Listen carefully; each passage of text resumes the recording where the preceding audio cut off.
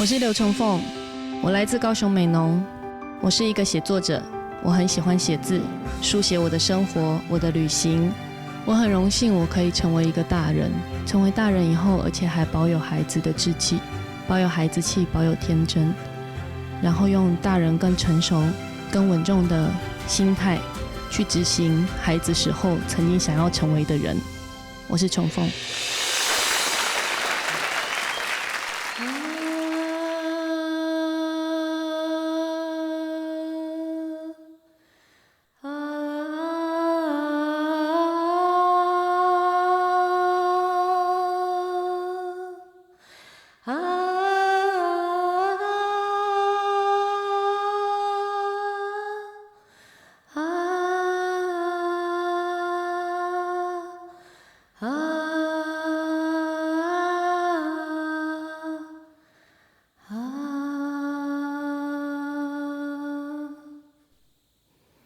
大家好，我是崇凤，高雄美浓人。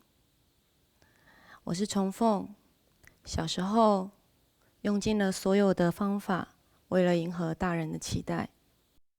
长大以后，再回头看看小时候的自己，才发现是那么多的压抑，让我学会独立思考之后，奋不顾身远走高飞。在远走高飞之后，从来也没有想过的是，有一天会回头看见家，再回到原来的地方，去看看原本自己是怎么长大的。大概3年前的一个夜晚，那时候我住在花莲的平和村，写作还有耕种。那天晚上就是吃完晚餐。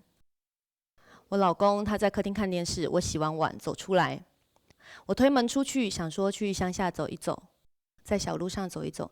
那个晚上非常的暗，就是乡下的夜晚，看着远方的中央山脉，你可以看到山上它其实有那个林线。一边走一边想说，这个乡下好萧条哦，好没有生气哦。我喜欢乡下啊，我喜欢土地，我喜欢自然，这里有我需要的。有我渴望的生活形态，可是我没有社群，好像少了些什么。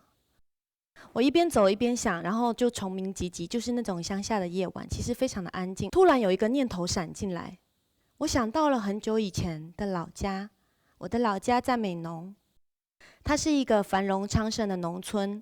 我就想说，我走到这么远，只为了就是要一个喜欢的乡下生活。我为什么不回去？但是立刻我就跳出来了。我想说，这太可怕了，这太疯狂了，不可能！我花了那么多力气，就是为了远离家园，为了远离家人对我的控制，为了可以追寻自己的梦想理想，我为什么要回去？那里有那么多的包袱，有那么多的亲戚要面对，然后我就觉得我一定疯了，这事情不可能。我在这边就是自由自在，回乡太难。自我开始学会独立思考之后，我就是恨不得远走高飞的小孩。小时候我以为全世界都像我的家周遭附近的环境一样，每个人都活得跟我们一样。但是走出去之后，我才发现原来空气是这样子，原来草的气息是这样子，原来天地这么大，原来山这么漂亮，原来这是我的岛屿，这是我的家乡。我觉得很不可思议。然后我走得更远。我可以去很宽阔的草原生活，然后或者是到雪地践行，或者是当然我也不会放过沙漠，一望无际的地方。我用尽了各式各样的办法，在不同的雪地、不同的森林、不同的草原，在那个地方就是尝试生活，看见不一样的人们，有不一样的风土民情，然后了解各式各样不同的价值观。回到台湾之后。当然也是不知不觉选择一个离家乡最远的对角线距离的花莲，过着自己觉得还算贴近土地的日子。我的先生他叫小宝，我还记得那是一个冬天的夜晚，然后空气非常的冷，我的手指打得有一点点僵。然后晚上我听到厨房里面有电锅咕噜咕噜咕噜的声响，我不知道他在煮什么。后来我的书房的门被推开了，端进来一碗玉米。它其实只是一根玉米，然后放在我的书桌旁边，然后门又关起来了。我吃的就是那一根玉米，然后感受到那个就是玉米粒的香甜，然后你可以看到在晚上，然后一个刚从田里面长出来的东西，然后到了你的手上，到了喂饱了自己，然后跟喂暖了心，觉得它好好吃哦。土地里面长出来的东西，就是被自己所爱的人端到你的旁边，怎么会这么好吃？怎么会这么温暖？我们跟土地到底距离有多遥远了？我发展出跟我原本的原生家庭、我的家人、我的爸爸妈妈完全不一样的生活形态。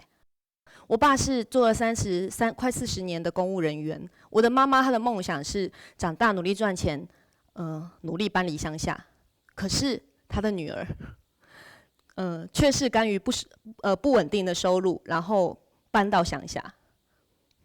2015年底，我搬回了美浓老家，这对我来说依然非常的不容易。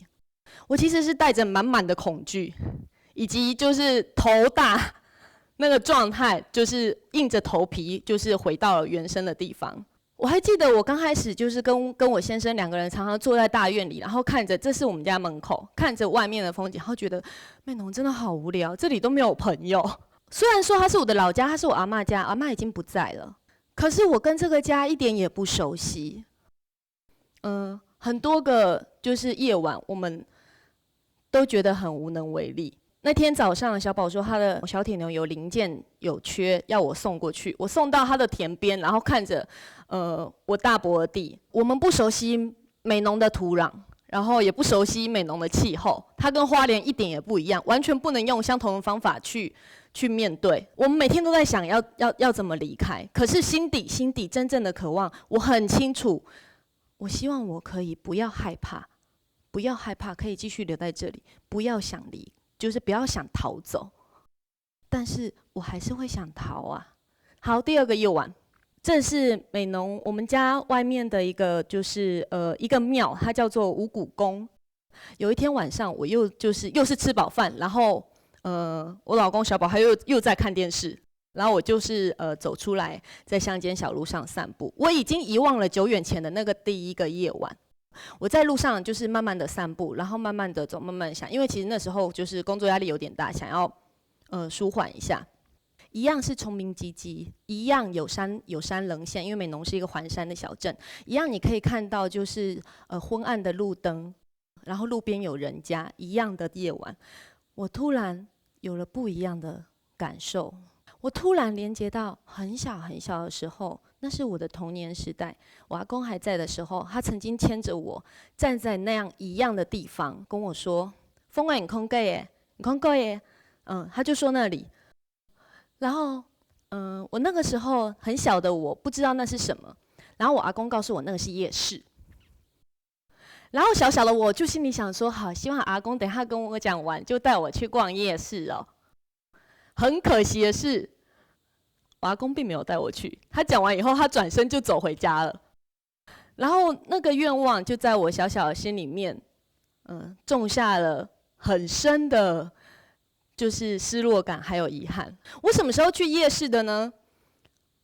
我第一次学会回家，是我就是走到了中俄边境的一趟旅程。那趟旅程上面有遇见一对就是奶奶跟她的孙女，那个孙女非常开心，她跟她奶奶的感情很好，常常2个人手牵手、搂搂抱抱。我是走到那么远，然后看到了一个孙女这么喜欢她的奶奶，然后我才去想说，我什么时候牵过我阿嬷的手？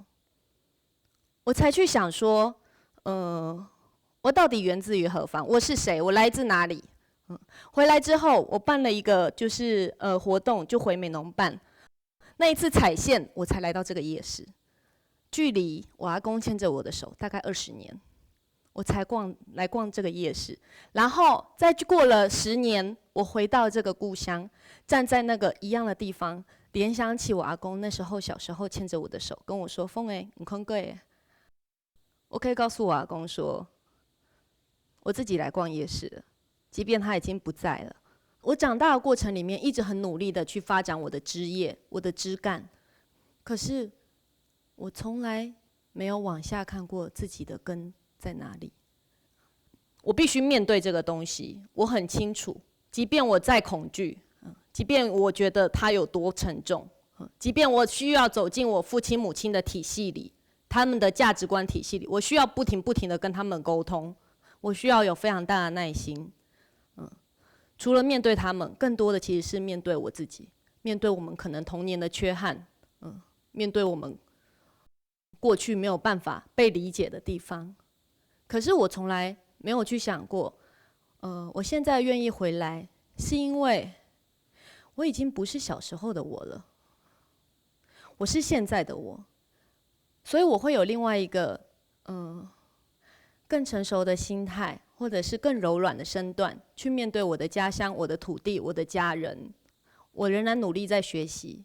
如果你曾经有想过回家，或者是你曾经有过不敢回家的念头，它其实是一样的，我们都是一样的。我非常理解那种恐惧，但是唯有深深的拥抱，我们才会看见自己的根，才会看见过了白天之后，森林会慢慢入夜。我们在入夜的时候，仍然还待在树林里面。我仰头向上看，等天空慢慢入夜。我走进了光明里面，也走进了黑暗里面。我知道那个是我的家乡带给我的。我走到那么远，再回到这个土地上，再回到自己家乡的土地上，我才发现这里跟其他地方并没有什么两样。它所带给我的东西，我走得再远，也需要回到这个原点来看见。我想每个人都会有他的恐惧，跟他的不想、不敢、不愿意。我们需要花很长很长的时间来面对我们自己。如果有一天你准备好了，你可以试着硬着头皮回去看看，然后你会发现，原来你自己不一样。那些困难不一定如你想象中的那么困难。一个人走得再远，也要记得他来自的地方。谢谢。